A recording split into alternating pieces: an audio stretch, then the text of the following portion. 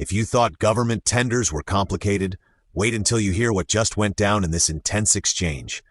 Because what started as a technical discussion quickly turned into a legal chess match, and let me tell you, nobody was backing down. So picture this: a room full of commissioners, legal minds sharp, questions loaded, and right in the hot seat, Mr. Mnisi.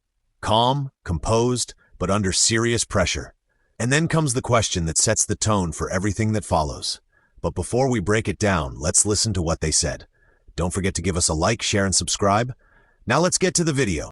When Mr. Chaskalson engaged you on the grounds for cancelling TMPD3, you dealt with what you called an irregularity that related to the bid specification requirement of firearm licenses. Is that correct? It was one of the issues that... No, I'm just focusing on this one, not the rest. Yes. Yes, thank you. And do you accept that the effect of the BAC's resolution in relation to this ground of cancellation was to undo a stage as early as the bid specification? Because you are effectively saying the bid specification ought not to have been framed like this, and therefore the tender document itself ought not to have been framed in this manner. So do you agree that your resolution as the BAC was effectively to undo a stage as early as the bid specification? I agree. It was one of those reasons, Commissioner. Yes. Now, can you show us where the BAC derives the power from to invalidate an entire tender process based on its view of shortcomings in the bid specification?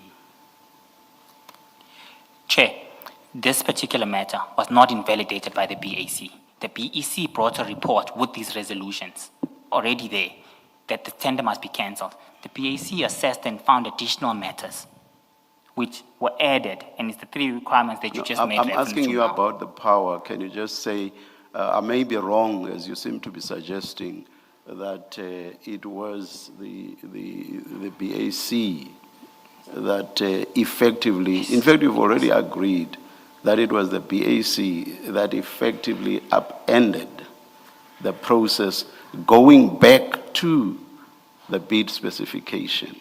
So what I'm saying is, show us where the power the BAC has to do that. The BAC has power to recommend. The BAC doesn't have power to cancel. They have the power to recommend, and the accounting officer has the power to cancel. He has the authority not to agree to the recommendation that the BAC has, so they don't have that power. Okay, where does the BAC, because the BAC can only make a recommendation that is based on a power that exists. So whether the power lay with the BAC or the accounting officer, show us where that power is. Within this pack, it's not here. A power, it does not need to be in this pack. Where does the power come from for an entire tender process to be undone from a stage as early as the bid specification? Where does that power come from? The city manager delegates that in the form of appointment letters when he's delegating his powers to the BAC. No, the municipal manager can only delegate powers that she herself has. So if you say that this is a power that rests on the accounting officer, the municipal manager, show me where that power comes from. I don't have that information with me at present offhand, Chair. I will have to come back to you on that. But I can confirm to you that that power is by law rests with the city manager. He delegates that to the BAC through a letter when he appoints members. You wouldn't be in a position to say by law that power vests in, if, as you've just said, you do not know where this comes from, would you? Chair, maybe I'm misunderstanding you. Maybe I'm not So are you understanding. Can saying, please okay, rephrase? let me ask the question differently. Are you saying, as a matter of fact, if not law, the municipal manager does have the power to undo a tender process right from the start, the bid specification stage, based on shortcomings at that stage, undo it right at the tail end? Are you saying the the municipal manager, has that power? He has the powers, Chair. Based on shortcomings in the bid specification? Chair, he I'm does have those specific, powers. I'm specific. Yes, he does have those powers. If he picks up this is an anomaly that will lead to irregularities, he does have those powers. I'm just thinking, the bid process is a very expensive process for the tenderers. I would imagine there's a lot of expense, in fact, even for the municipality itself, not only in monetary terms, but also in terms of the person hours that have to be used to run this entire process from the beginning all the way to the end. So are you saying the municipal manager can just sit by and say, right at the tail end, I may undo all of this based on the fact that the bid specification ought not to have provided in this manner? He is the accounting officer, he has those powers. As long as he satisfies himself, he's got a duty to satisfy himself as well, with the reasons behind that, and he can take a decision of that. So by virtue of being an accounting officer, he does have those powers. Do you agree though that a sensible way would be for the municipal manager to be in the know right from the beginning as to what the tender entails? Because if that were to be the position, this strange process would be obviated. The municipal manager would be able to pronounce right at the beginning and say, no, we can't have a tender process along these lines because there's everything wrong with a bid specification. Chair, you will remember an advert is signed off by the accounting officer. Before any advert goes out, that's a specification. So at that point in time, if he wants, he could request a specific document and say, I want to see the contents of this specification. He has that authority and he can see that at that point. Thank you very much for that response. Then surely the accounting officer cannot, having approved the bid specification, which finds its way into the tender document itself, cannot, having approved it at the tail end, say, oh, by the way, I've since changed my mind, and now I'm saying there was everything wrong with the bid specification. Surely that cannot be, because, as you say, the municipal manager will already have signed off on that document. They can't change their mind. Surely not. Chair, I respectfully disagree with you. He is the accounting officer. We have to analyze the cost of compliance. In this terms, compliance is key. And if any irregularities amount, if there's irregular expenditure mounting this tender, and the accounting officer would have been alarmed that there is an issue on the specifications, he will be held accountable. So the powers are with him, he can decide. Signing off on that document right at the beginning, even before entities begin to put in bids, is an indication that the accounting officer is saying there is nothing wrong with this document. So the accounting officer is already happy that there are no irregularities. Otherwise, what's the point of the accounting officer signing off at the beginning? It would be pointless. So there's already a pronouncement on the existence or otherwise of irregularities. And in this instance, by signing off, the accounting officer is saying there are no irregularities. Surely, Mr. Mnisi. Chair, I agree with you on that perspective.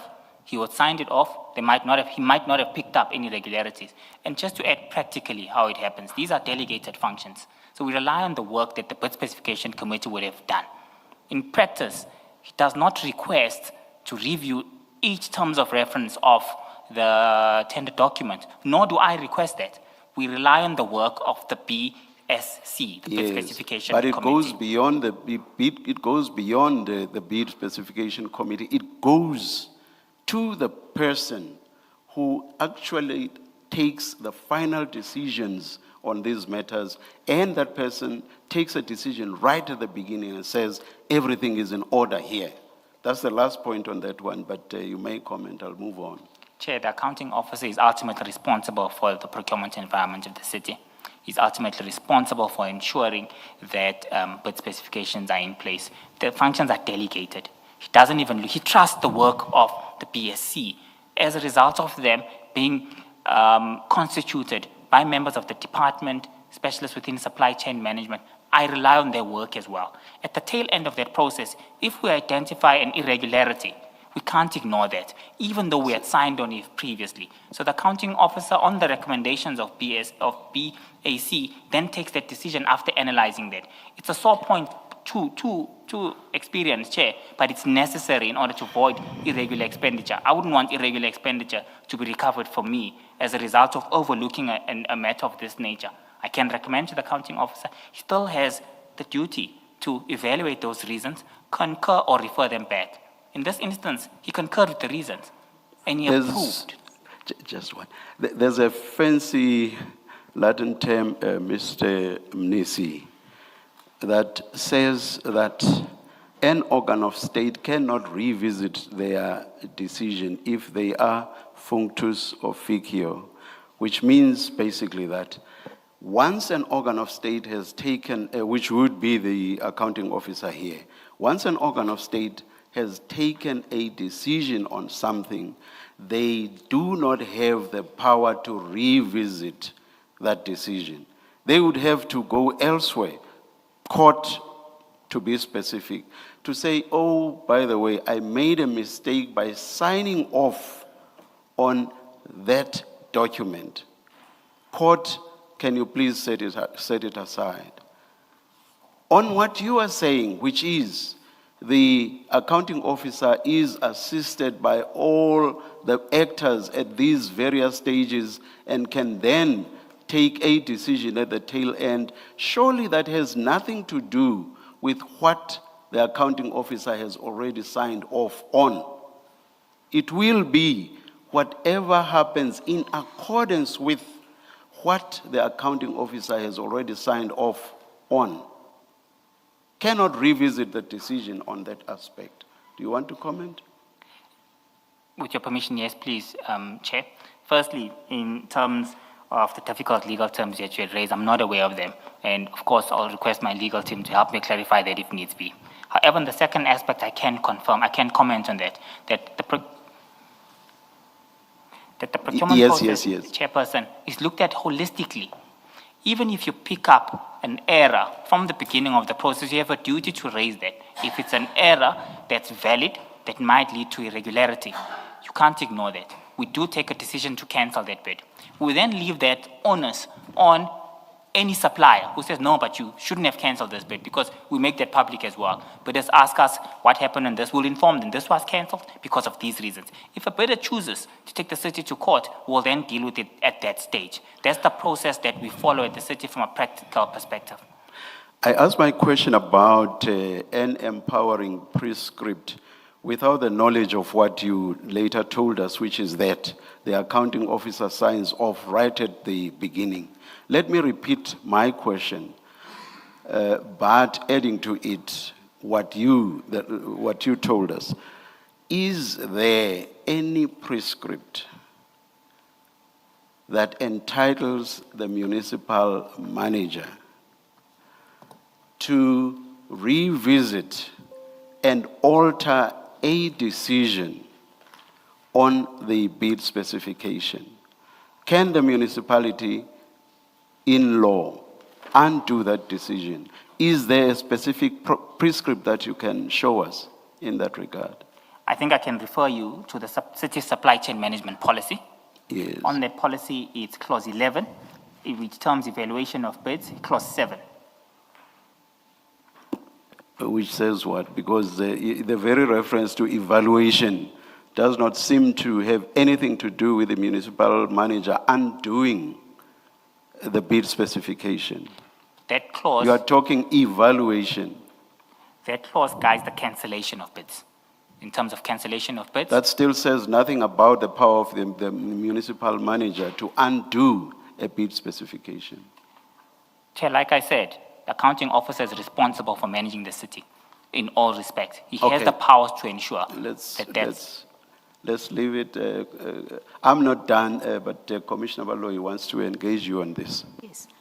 The city's SEM policy will tell us what the functions of the various committees Yes. are, including the role of the city manager, right? Yes. If I want to know what the powers of the city manager are, I'll have to go and look at the SEM policy when Yes. it comes to procurement matters. Yes. Okay. And unless it's in the policy, that power, unless it's prescribed by the policy, the city manager doesn't have it. Can we accept that as a proposition? That the powers of the city manager, they derive from the SEM policy relating to matters of procurement. Commissioner, I can't accept that. What I can put to you is that the accounting officer is accountable for all aspects of the city. Okay. He needs, Let me ask my question anyway. Are you saying to the chairperson and to us that the city manager plays a part in defining the specifications of a bid? And I'm asking you because my understanding from other evidence, including yours, is that the client, the user of that service that is being procured, is the one that defines the specifications. They set up, there's a committee, and it is that committee that takes into account what the user requires to specify the specifications. Now, your evidence suggests that the city manager is part of that process. that's incorrect. That's not my evidence. Those are delegated functions to this bid. Sorry, what is incorrect? Now let's break it down. It starts simple. One issue. Just one. The focus? A specific irregularity in the bid specification. Something about firearm license requirements tied to the tender. Straightforward, right? Not quite. Because the moment Mnisi confirms that yes, this was one of the reasons behind the cancellation, the commissioners lean in. And this is where things start getting uncomfortable. They ask him, do you realize what that actually means? Because if you're saying the specification itself was flawed, then you're not just fixing a small mistake. You're going all the way back. You're effectively saying the entire foundation of the tender process was wrong from the beginning. And Mnisi agrees. Just like that. Now that might sound like a small admission, but it's not. That's huge. Because in procurement terms, that's like building a house, getting to the roof, and then suddenly deciding the foundation was wrong, so everything must go. Naturally, the next question hits hard. Where does the power to do that even come from? And this is where things start to wobble. Mnisi tries to explain. He says the bid evaluation committee didn't actually cancel the tender. They just brought a report. The recommendation to cancel was already there. They simply added more issues. But the commissioners aren't letting that slide. They're not asking who suggested it. They're asking who has the legal power to actually pull the trigger. So they push again. Show us the authority. Who has the power to undo an entire tender process like that? Mnisi responds carefully. He says the committee only recommends. The real power lies with the accounting officer, the municipal manager. Okay, fair enough. That sounds structured. That sounds official. But then comes the follow-up. And this is where it gets tricky. If the municipal manager has that power, where does that power come from? Silence. Well, not complete silence, but you can feel the hesitation. Mnisi admits he doesn't have that information on hand. He insists the power exists in law, but when pressed to point to exactly where, he can't. And just like that, the tone in the room shifts. Because now it's no longer about what happened. It's about whether what happened was even legally grounded in the first place. The commissioners don't stop there. They go deeper. They ask a very practical question, one that honestly makes you pause.